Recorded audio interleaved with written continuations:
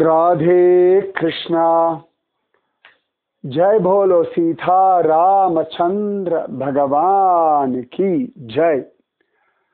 श्री राम जय राम जय जय राम। श्री राम जय राम जय जय राम। श्री राम जय राम जय जय राम। श्री राम जय राम जय जय राम। जय भोलो सीता रामचंद्र भगवान की जय। जय भोलो राष्ट्र गुरु समर्थ रामदास स्वामी की जय। जय भोलो स्वराज्य सिंहासनाधिपति छत्रपति शिवाजी महाराज राजे की जय। जय हिंद। भारत माता की जय। जय भोलो हिमाचल पर्वत राज की जय। जय बोलो गंगा मैया की जय। जय बोलो तुंगनाथ भगवान की जय। राधे कृष्णा। हिमालयத்துல சோப்டா வேலி, சுவிட்சர்லாந்து ஆஃப் இந்தியா அப்படின்னு சொல்றது உண்டு. மினி சுவிட்சர்லாந்து அப்படின்னு சொல்லுவார்கள். அழகான பரந்த புல்வெளிகள், தூரத்துல தெரியக்கூடிய பனி படர்ந்த இமயமலை, சுகமான ஒரு இடத்துல இன்னைக்கு உட்கார்ந்துண்டு நான் இன்னைக்கு சமர்த்த ராமதாசர் விஷயத்தை சொல்லிட்டு இருக்கேன். ஹிமாலயம் அத்தனை அழகு. சரியா இப்ப 12 டிகிரி டெம்பரேச்சர். இங்க ஆனந்தமா இருக்கு, பரம சுகமா இருக்கு, அமைதியா இருக்கு. இந்த அமைதி அவ்வளவு குதூகலம் தர்றது. நம்மள நாமளே ஆராய்ச்சி பண்ணிக்கிறதுக்கு இந்த அமைதி ஒரு பெரிய ஒரு வரம். சமர்த்த ராமதாசர் ஹிமாலயம் எல்லாம் வந்திருக்கார் அப்படின்னு காண கிடைக்கிறது. இங்கெல்லாம் உட்காந்து எப்படி தியானம் பண்ணிருப்பார் அப்படின்னு தான் நான் யோசிக்கிறேன். உலக விஷயங்கள் பயமுறுத்தும், குழப்பும். பகவத் விஷயம் நம்பிக்கையை கொடுக்கும். சம்டைம்ஸ் நமக்கு தெரியாமலேயே அகம்பாவம் வரும், தற்பெருமை வரும். கவலையே படாதீங்க. குரு உங்களை எங்க அடக்கணுமோ அங்க அடக்கி வைப்பார். நிஜமாவே அடக்கி வைப்பார். அந்த காலகட்டம் குரு நிஜமாவே உக்ர ரூபமாக, ருத்ர ரூபமாகத்தான் இருப்பார். நம்முடைய அந்த அகம்பாவம், தற்பெருமை இதெல்லாம் அடங்கும் பொழுது குழந்தையா ரொம்ப சாதாரணமா இருப்பார். சமயத்துல குழப்பமே வரும். என்னடா அது குரு அப்படி இருந்தாரு இப்படி இருந்தாரு, எது? ரெண்டுமே சத்தியம், ரெண்டுமே சத்தியம். சரியா? சமர்த்த ராமதாசர் வைபவத்துல நாம பலவிதமா பார்த்துட்டு இருக்கோம் இல்லையா? சமர்த்த பிரபாவம், சமர்த்த பிரதாபம். இந்த தேசம் நன்னா இருக்கணும்னு அவருடைய அழகான தபஸ், அழகான நாம ஜபம். நீங்களும் நன்னா நாம ஜபம் பண்ணுங்கோ. சிவாஜி மகாராஜாவுக்கும்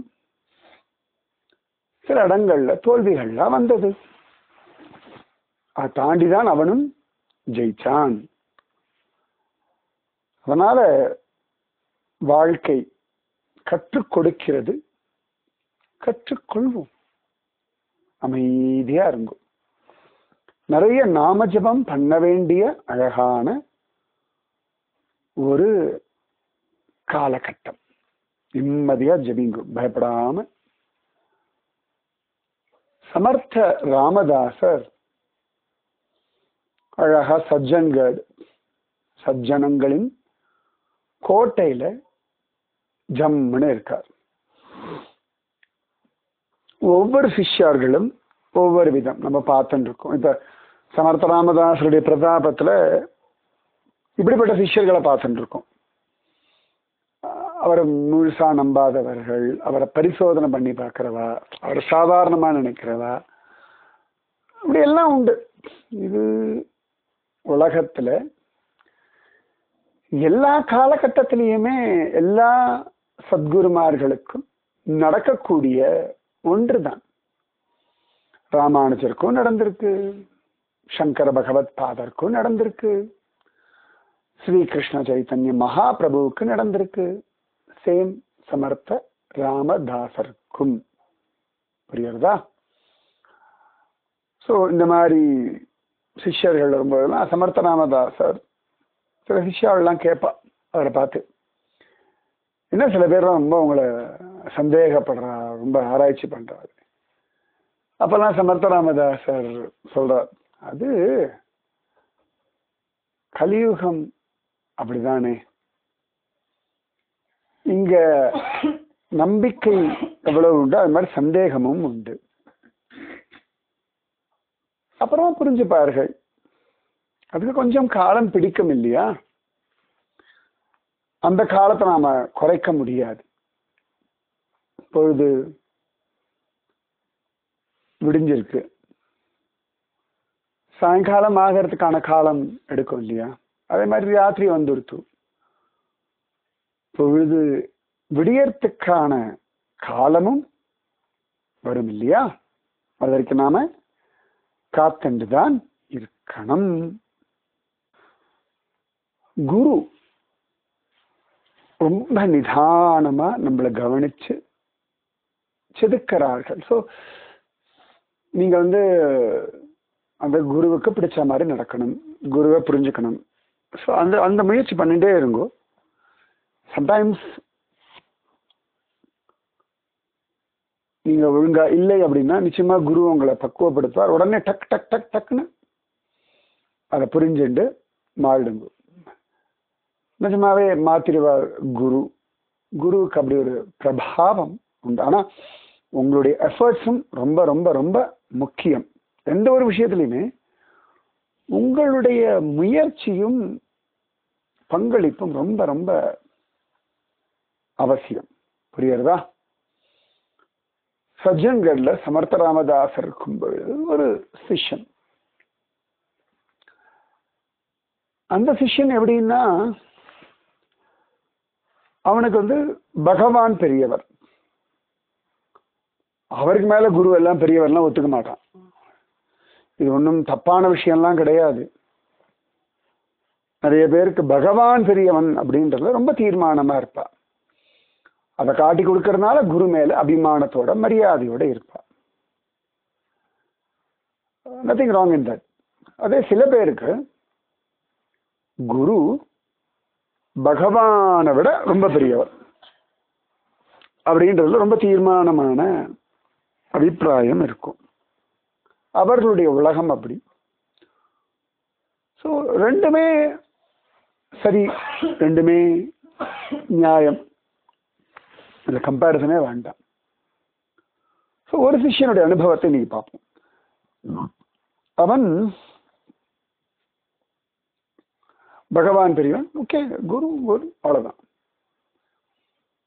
சமர்த்த ராமதாசர் அவனை ஒன்றும் சொல்ல மாட்டார், நீ எப்படி என்னை விட பகவான வசதியா நினைச்ச, நிச்சயமா சொல்லவே மாட்டார். அவரே ராமராயாவை தியானம் பண்ணுங்க, ஸ்ரீராம ஜெயராம ஜெய ஜெயராம ஜபிங்கன்னு தானே சொல்றார்.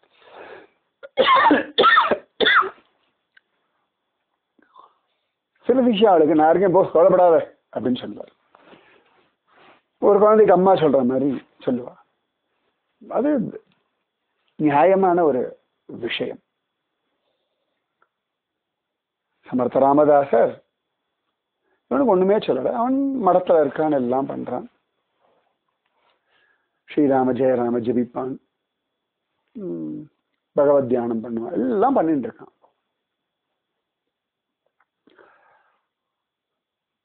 அப்ப அவனுக்கு ஒரு தடவை ஒரு வயத்து வலி வந்துடுறது, வயிறு வலி.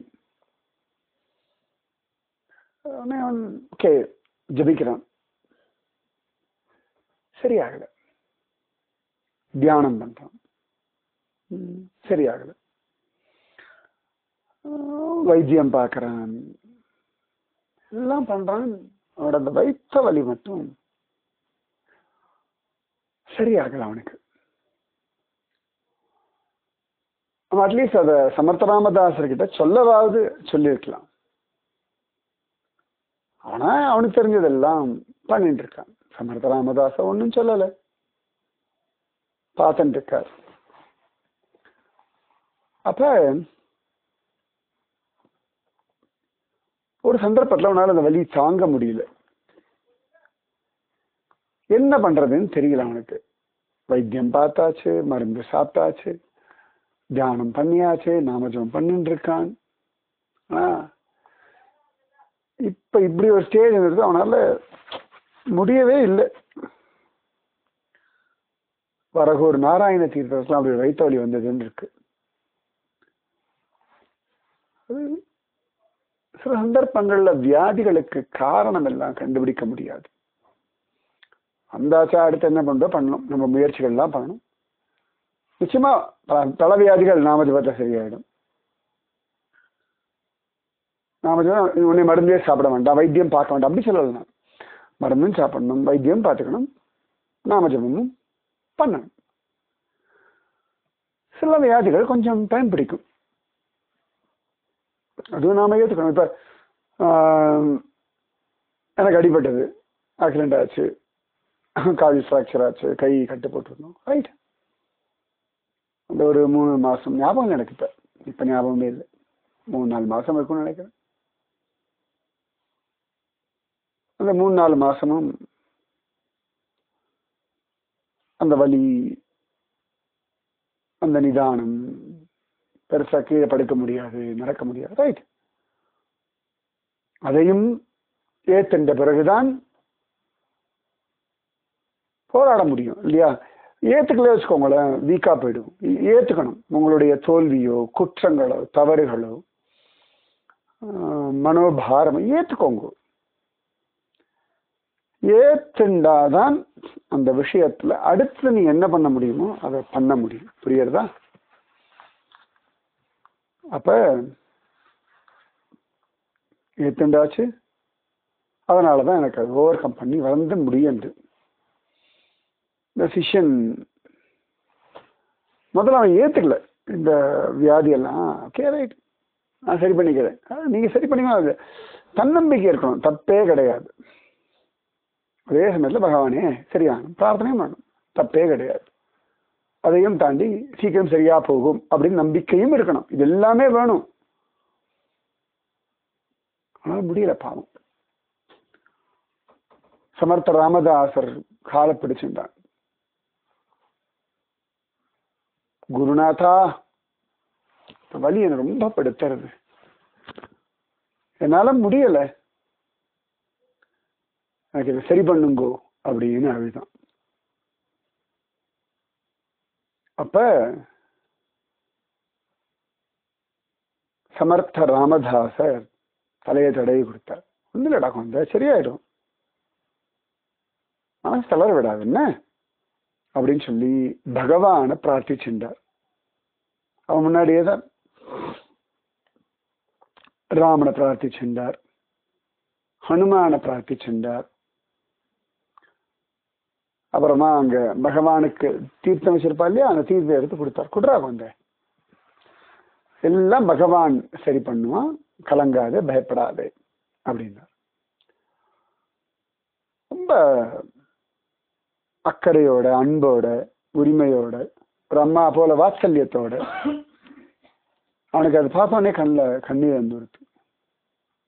சார் நிஜமாவே என் குரு அவ்வளவு வசதி.